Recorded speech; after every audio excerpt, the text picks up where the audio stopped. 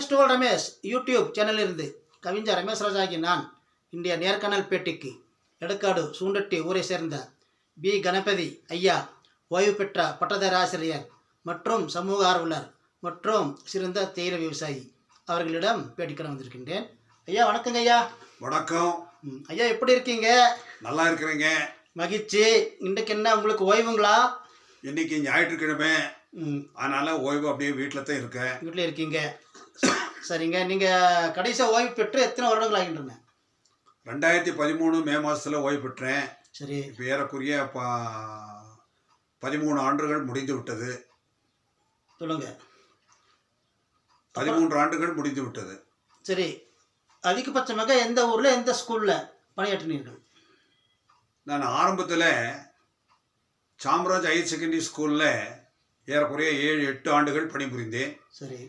அது பின்பு கூடலூரில் சென்று நெலாக்கோட்டை ஹைஸ்கூலில் ஒரு 7-8 ஆண்டுகள் பணிபுரிந்தேன். அதுக்கப்புறம் திரும்ப எடக்காடு ஹையர் செகண்டரி ஸ்கூலுக்கு வந்து 8 ஆண்டுகள் பணிபுரிந்தேன்.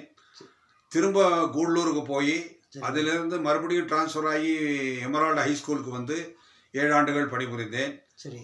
மொத்தமாக 33-34 ஆண்டுகள் பணிபுரிந்தேன். 34 ஆண்டுகள். சிறப்பு சிறப்பு. சரிங்க ஐயா, நீங்கள் சமூக ஆர்வலர் என்று கேள்விப்பட்டிருக்கின்றேன். அது பற்றி உங்கள் 2 வரிகள் எங்கள் சேனலுக்கு சொல்வீர்களா?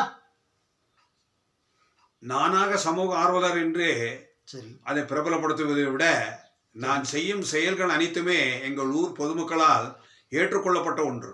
சரிங்க.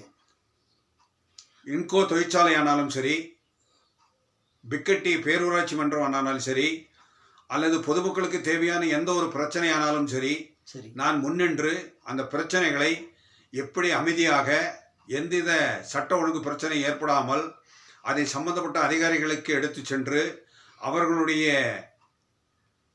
கருத்துரைகளை கேட்டறிந்து அதன்படி நாங்கள் முடிவெடுத்து அதை சிறப்பாக செய்து முடிப்பது என்னுடைய கடமை. பெருமை பெருமை. சரிங்க ஐயா, உங்கள் ஊரில் வந்து இன்னைக்கு உங்களால் முடிஞ்ச நல்ல சேவை, மெட்ரிப்படி சேவை என்னென்னு சொல்ல முடியுங்களா? நான் வந்து இந்த 2026 ஜனவரியிலே எங்கள் ஊரில் புது கமிட்டியை தேர்ந்தெடுத்தாங்க. அந்த கமிட்டி தேர்ந்தெடுத்த பின்னாடி சில பஞ்சாயத்து பிரச்சனைகளை சேர்த்து முடிவெடுத்தோம். அத்துடன் ஊரில் உள்ள குறிப்பாக குடிநீர் பிரச்சனைகளை மேம்படுத்துவதற்காக என்னுடைய தோட்டத்தினுடைய அடிவாரத்திலேயே கூட ஒரு கிணறு வெட்டுவதற்காக இருந்தார்கள். அதில் கூட நான் நீங்கள் தாராளமாக எடுத்துக்கொள்ளுங்கள் என்று கூறியுள்ளேன். அதே போல மற்ற கிணறுகள் எங்கெங்கு இருக்கின்றன அதை அந்த குடிநீர் பிரச்சனையை தீர்ப்பதற்காக நாங்கள் இப்பொழுது முழு முயற்சியை மேற்கொண்டிருக்கின்றோம். மிக்க மகிழ்ச்சிங்க ஐயா. ஐயா நீங்கள் தேயிலை விவசாயிங்களா? ஆமாங்க. குறு சிறு விவசாயிங்க. ஆமாம். நீங்கள் தோட்டத்துக்குலாம் போவீங்களா இல்லை மேற்பார்வை இடுவதோடு சரியா? இந்த 4 ஆண்டுகளாக என்னால் போக முடியவில்லை. எனக்கு சிறிது உடல்நிலை சரியில்லாத காரணத்தால் முன்பு முழுக்க தேயிலை விவசாயம் என்னுடைய முழு ஆசிரியர் பணி முடிந்த பின்பு வாரதோறு நாட்களானாலும் சரி அல்லது மாலை நேரங்களானாலும் சரி தோட்டத்திற்கு சென்று அதனுடைய பணி அந்த நடைமுறைகளை பார்த்துவிட்டு எங்களுடைய பணியாட்களையும் கூட கலந்து உரையாடி அவர்களையும் அந்த தோட்டத்தின் உரிமையாளர்களாகவே கலந்து கொண்டு அவர்களோட பேசி நடவடிக்கை எடுப்பேன்.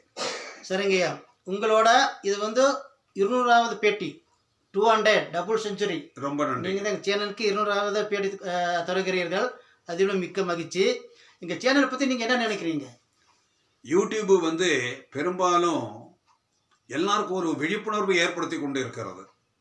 அது எந்த ஒரு பிரச்சனையானாலும் அதை ஆணித்தனமாக எடுத்து கூறி நேரடியாக களத்திற்கு சென்று அங்கே பேட்டி கண்டு அந்த களத்தில் அவர்களுக்கு ஏற்படுகின்ற பணிச்சுமைகள், அந்த குறைபாடுகள் அவைகளை எடுத்து வெளியில் சொல்வதற்கும் அவர்களுடைய ஆர்வத்தை வெளிப்படுத்துவதற்கும் குழந்தைகளுக்கு பெரும்பாலும் அவர்களுக்கு ஊக்கம் தரக்கூடிய பல்வேறு நிகழ்ச்சிகள் அங்கு வந்து கொண்டிருப்பதனால் யூடியூபை அதிகமாக விரும்பி பார்க்கிறார்கள்.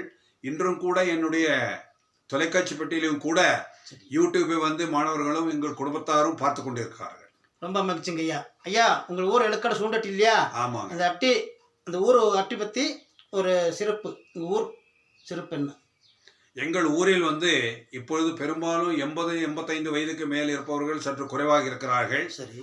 கடந்த எங்களுடைய தாத்தா காலத்தில் இருந்து நாங்கள் அனைவருமே ஒற்றுமையாக மிக சிறப்பாக ஊரினுடைய பல்வேறு வளர்ச்சி திட்டங்களுக்கு நாங்கள் எல்லாம் ஒன்று கூடி வருடத்திற்கு ஒரு முறை ஒன்றாக இருந்து நாங்கள் அதை செயல்படுத்தி வருகின்றோம். எங்கள் ஊரினுடைய முக்கியமான பண்டிகைகளை எல்லா மக்களும் வரவழைத்து நாங்கள் பக்கத்தில் ஊரில் இருக்கின்ற அனைத்து கவுடர்களையும் வரவழைத்து சிறப்பாக கொண்டாடி கொண்டு வருகின்றோம்.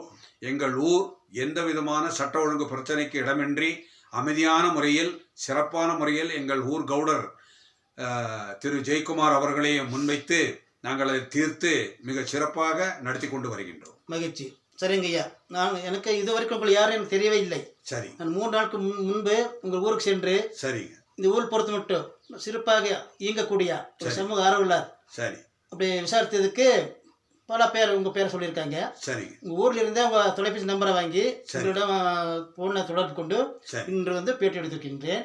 மிக்க மகிழ்ச்சி. இது 200வது பேட்டி, 200.